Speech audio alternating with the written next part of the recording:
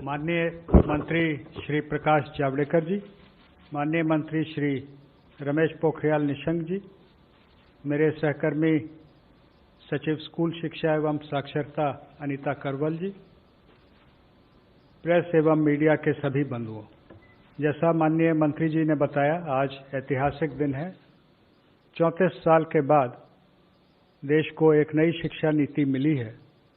मैं संक्षिप्त प्रस्तुतिकरण के माध्यम से पुरानी शिक्षा नीति के मुकाबले हम नई शिक्षा नीति में कहाँ हैं, जो बड़े परिवर्तन हैं वो क्या हो रहे हैं उच्च शिक्षा, स्कूल शिक्षा में, और इसका क्या आउटकम रहेगा, कितने छात्र छात्राएं लाभान्वित होंगे, किस प्रकार से नए संस्थान खुलेंगे, इस पर एक प्रेजेंटेशन है सर, ज़्यादा लंबा नहीं है, it is 11 slides. I'll just give you the background that starting with the University Education Commission way back in 1948, there was Secondary Education Commission followed by Kothari Commission. And Kothari Commission was the one which led to the formulation of the National Policy on Education in 1968.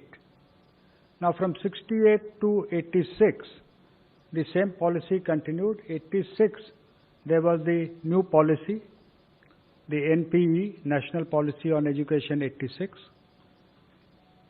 उसका संशोधन बहुत सीमित रूप से 1992 में 1992 it was amended, but actually it is the 86 policy which had been continuing till date, that is for last 34 years.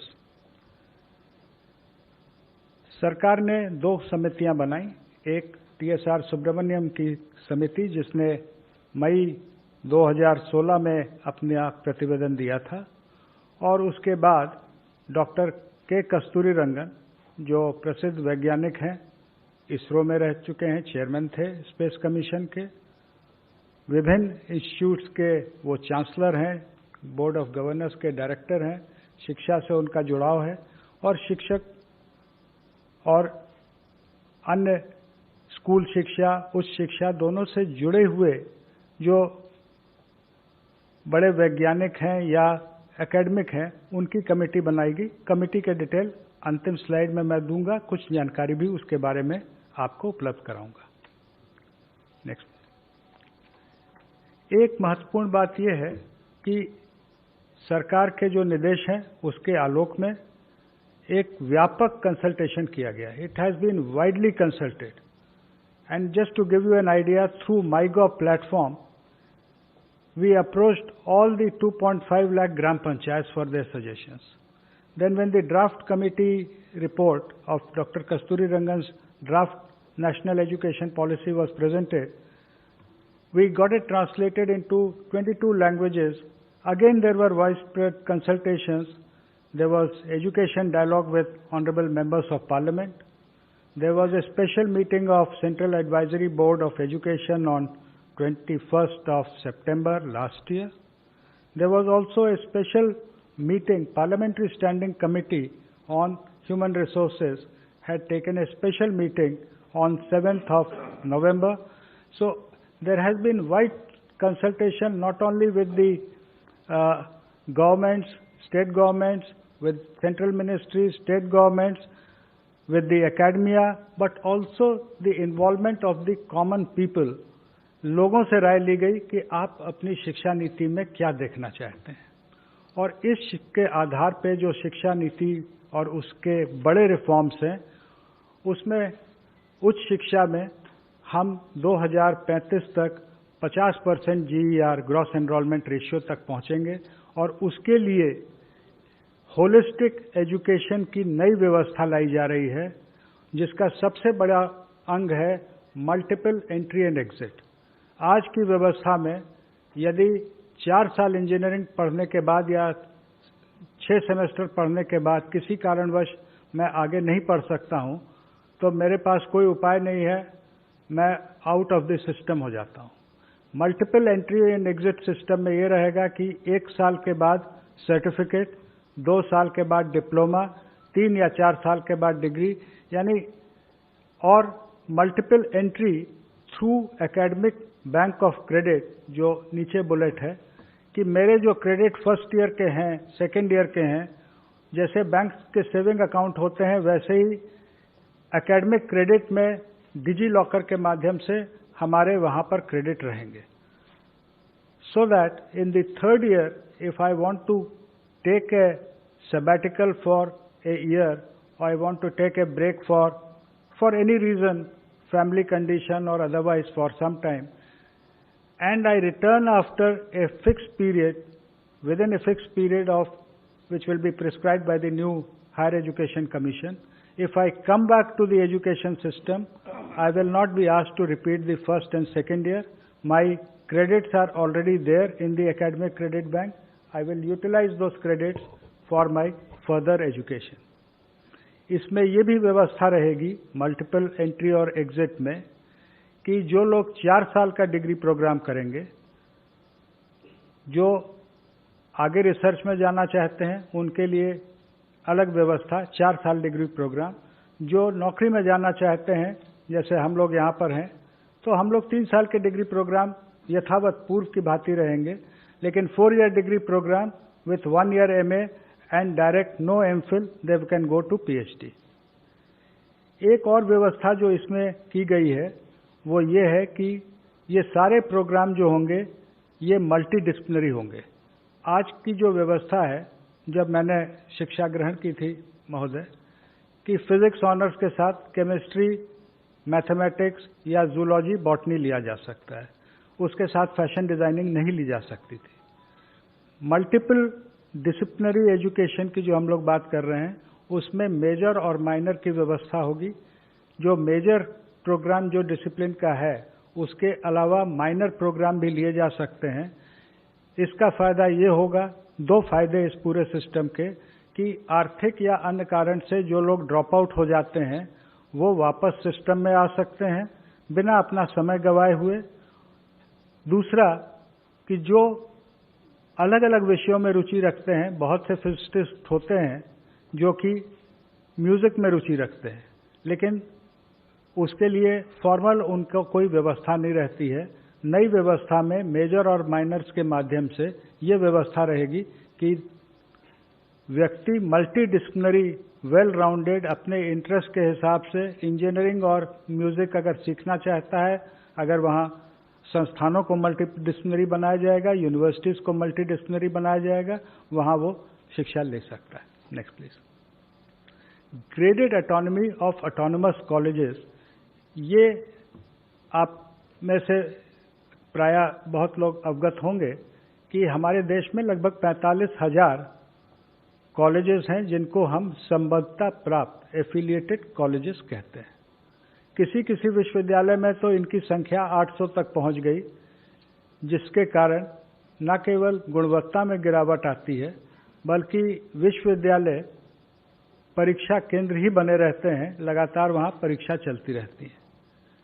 Graded autonomy की व्यवस्था ये होगी कि उनके एक्रेडिटेशन स्टेटस के आधार पर A+, A, B, उनको अलग अलग एडमिनिस्ट्रेटिव और एकेडमिक ऑटोनॉमी और फाइनेंशियल ऑटोनॉमी कॉलेजेस को दी जाएगी। जो A+ हैं वो ज़्यादा ऑटोनॉमी पाएंगे, A वाले उससे कम, और B ग्रेड में जो रहेंगे उनको कहा जाएगा कि आप अपने आप में सुधार लाएं, तब आपको आगे इसमें व्यवस्था की जाएगी। नेशनल मिशन ऑन मेंटरिंग, जिसमें जो हमारी फैकल्टी है उसके उन्नयन और जो हमारे छात्र हैं उनको अच्छे मेंटर मिले, उनके एलुमनाई से, उनके टीचर से, इसकी व्यवस्था रहेगी। आज के दिन में as of today we have UGC, AICTE and National Council for Teacher Education. They will be single regulator for higher education. एक रेगुलेटर रहेगा जो कि सारे एजुकेशन, हायर एजुकेशन को एक ही रेगुलेटर देखेगा। उसमें अलग अलग एक्रेडिटेशन के लिए, अप्रूवल्स के लिए, फाइनेंसिंग के लिए अलग अलग वर्टिकल रहेंगे, लेकिन एक रेगुलेटर रहेगा और वो regulator self disclosure based, online self disclosure based transparent system पे काम करेगा। हर चीज के लिए बार बार इंस्पेक्शन टीम बना के भेजने की जो वर्तमान व्यवस्था है, उसकी जगह सेल्फ डिस्क्लोजर बेस्ड व्यवस्था लाई जाएगी। As on date, we have different norms for deemed universities, for the central universities, for different individual standalone institutions. Their new policy says that for reasons of quality, norms will be same and not as per the ownership. चाहे वो deemed university हो या केंद्रीय विश्वविद्यालय हो या राज्य विश्वविद्यालय हो, शिक्षा के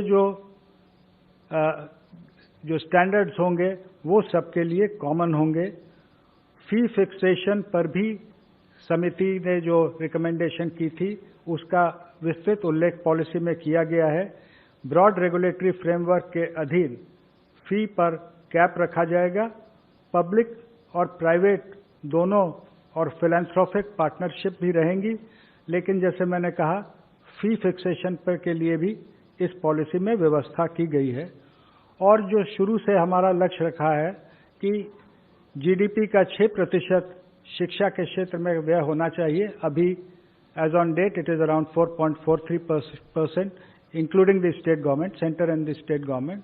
that we will work together, that is the central government, state governments will work together to achieve 6%.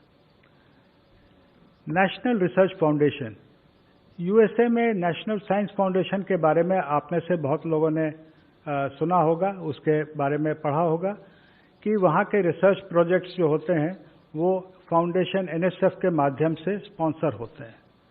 हमने उसको थोड़ा सा सरकार ने विस्तृत करके नेशनल रिसर्च फाउंडेशन, इसमें न केवल साइंस बल्कि सोशल साइंस भी शामिल होगा। और ये नेशनल रिसर्च फाउंडेशन जो बड़े प्रोजेक्ट हैं उनकी फाइनेंसिंग करेगा। और इससे हम समझते हैं कि शिक्षा के साथ रिसर्च में जो हमको आगे आना है, जो रिसर्च, इनोवेशन, पेटेंटिंग, इसमें हम आगे बढ़ सकेंगे। शिक्षा के अंतर्राष्ट्रीयकरण के बारे में पॉलिसी ने विस्तार से चैप्टर 12 में उल्लेख किया है। और उल्लेख ये है कि हम अपने देश के शिक्षा को, की उच्च शिक्षा को इस स्तर का बनाएंगे कि बाहर के विद्यार्थी हमारे साथ आएं और जो एक्सचेंज होते हैं वो देश के उच्च शिक्षण संस्थानों और विदेश के हाई रैंकिंग उच्च शिक्षण संस्थानों के बीच हों। स्टैंड अलोन जो हमारे इंस्टीट्यूशंस हैं उनको मल्टीडिसिप्लिनरी बनाने की ओर हम बढ़ेंगे। टेक्नोलॉजी का व्यापक उपयोग ड्राफ्ट पॉलिसी में भी उल्लेखित था। कोविड के कारण पूर्व से ही व्यापक उपयोग होने लगा है। पॉलिसी में लिखा है कि टेक्नोलॉजी का व्यापक उपयोग होगा विथ इक्विटी, यानी हम समावेशी रूप से टेक्नोलॉजी का उपयोग करेंगे, लेकिन इस प्रकार से करेंगे कि जो हमारे साथी पीछे हैं या जो आर्थिक कारणों से जिनके पास डिवाइस या कनेक्टिविटी में रुकावट है, तो हम उनको साथ लेते हुए आगे बढ़ेंगे। No child should be left behind. Technology will be used but every child will be taken on board. Indian knowledge system के बारे में जो विस्तार से चर्चा की गई है, लेकिन सभी भाषाओं पर ध्यान देते हुए जो हमारे इंस्टीट्यूट्स हैं, लैंग्वेज फैकल्टी के रिसर्च जो लैंग्वेज पे होता है, जो क्लासिकल इंस्टीट्यूट हैं जैसे क्लासिकल तमिल, क्लासिकल तेलुगु, कन्नड़, और जो CIL मैसूर है जिसमें और इंडियन लैंग्वेजेस हैं, उन सब पे ये जोर दिया जाएगा कि जो साइंटिफिक और लिटरेचर है जो अलग अलग भाषाओं का है उसको हम लोग आगे लाएं। और ट्रेडिशनल आर्ट्स, जो आर्ट्स यानी कि उसमें क्राफ्ट्स भी सम्मिलित हैं, लोक विद्या जिसको हम कह सकते हैं, जो पीछे कई बार हम लोग मॉडर्नाइज होने के लिए आगे बढ़ते हैं लेकिन जो हमारे लोक विद्याएं छूट जाती हैं उनको भी हम आगे ले जाएंगे। और टेक्नोलॉजी का जैसे मैंने आपसे उल्लेख किया, यूज ऑफ टेक्नोलॉजी, इसमें 4 मुख्य हैं। शिक्षा की जो योजना बनेगी, education planning, teaching, learning and assessment, जो समस्याएं आज देखने को आ रही हैं विशेषकर असेसमेंट में, एग्जाम्स के बारे में, टीचिंग, लर्निंग एंड असेसमेंट में हम टेक्नोलॉजी का इस प्रकार उपयोग करेंगे कि semester wise, mid semester wise ये टेक्नोलॉजी के उपयोग से 360 डिग्री असेसमेंट होगा। उसका उल्लेख जब स्कूल में आएंगे तो आप हमारे सहकर्मी करेंगी। मैंने पहले भी कहा, access to the disadvantage groups, disadvantage could be economical, disadvantage could also be due to differently abled persons। उनके बारे में भी विशेष उल्लेख है कि दिव्यांगजनों के लिए टेक्निक का और टेक्नोलॉजी का उपयोग कर हम कैसे उनको शिक्षा में आगे बढ़ाएंगे। ई कंटेंट इन रीजनल लैंग्वेजेस, कई बार हमारा विशेषकर जो साइंटिफिक इंस्टीट्यूशंस में फोकस पूरी तरह से इंग्लिश पे हो जाता है या कहीं कहीं पे हिंदी पे रहता है, लेकिन जो ई कोर्सेज रहेंगे वो कम से कम 8 भाषाओं में, ये मंत्री जी ने बीच में ही निर्णय लिया है कि देश की जो प्रमुख 8 भाषाएं हैं, तमिल, तेलुगु, कन्नड़, मलयालम, इधर गुजराती, मराठी और ओडिया, बंगाली, तो इनमें हम ई कोर्सेज डेवलप करेंगे। केवल इंग्लिश हिंदी में नहीं बल्कि रीजनल लैंग्वेजेस में भी ई कोर्स रहेंगे। वर्चुअल लैब्स पर कार्य आईआईटी मद्रास ने शुरू कर दिया है। बहुत से कॉलेजेस में लैब्स नहीं रहते हैं या स्कूल में लैब की वैसी व्यवस्था नहीं रहती है। आजकल सिमुलेटर टाइप के लैब नई टेक्नोलॉजी में आ गए हैं, उनको ला करके लैब का actual field hand on experience हम वर्चुअल लैब से कराएंगे।